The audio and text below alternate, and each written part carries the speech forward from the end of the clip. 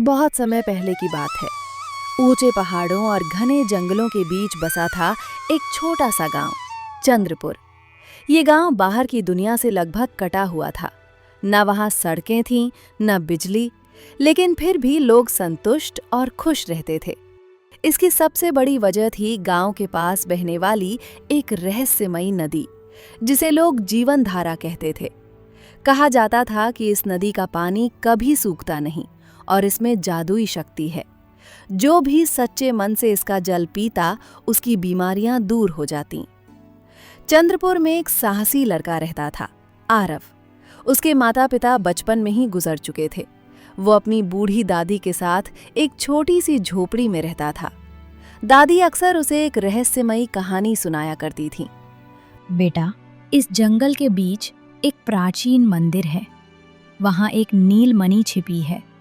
वही नीलमणि जीवन धारा को शक्ति देती है, लेकिन अगर वह किसी गलत इंसान के हाथ लग गई तो पूरा गांव नष्ट हो सकता है।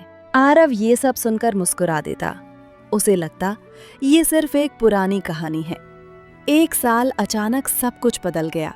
जीवन धारा नदी का पानी काला पड़ने लगा, खेत सूखने लगे, लोग बीमार होने लगे। सबसे ज्यादा दुख की बात ये थी कि आरव की दादी भी गंभीर रूप से बीमार पड़ गईं। गांव के वैद्य ने साफ कह दिया, अगर नदी फिर से शुद्ध नहीं हुई तो गांव को कोई नहीं बचा सकता।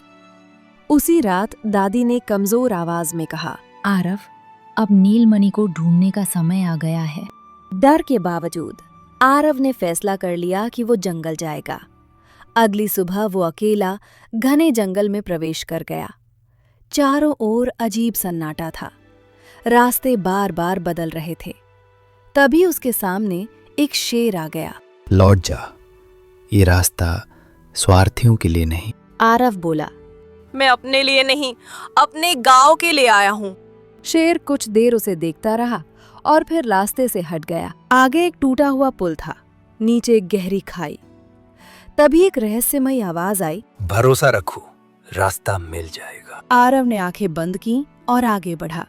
चमत्कार हुआ। अदृश्य पुल प्रकट हो गया। कुछ ही देर में वो प्राचीन मंदिर पहुंच गया।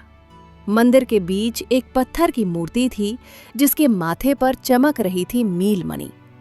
जैसे ही आरव ने उसे छुआ, एक आवाज गूंजी, क्या तुम बलिदान दे सकोगे? अगर मेरी जान से गांव बच सकता है तो मैं तैयार हूँ। तेज रोशनी फैली और आरव बेहोश हो गया। जब उसकी आंख खुली, वो गांव में था। जीवन धारा नदी फिर से साफ बह रही थी। खेत हरे भरे थे और दादी पूरी तरह स्वस्थ थीं।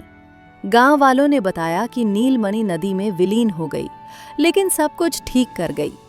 तब आरव समझ गया, सच्चा जादू किसी नीलमणि में नहीं, बल्कि निस्वार्थ दिल में होता है।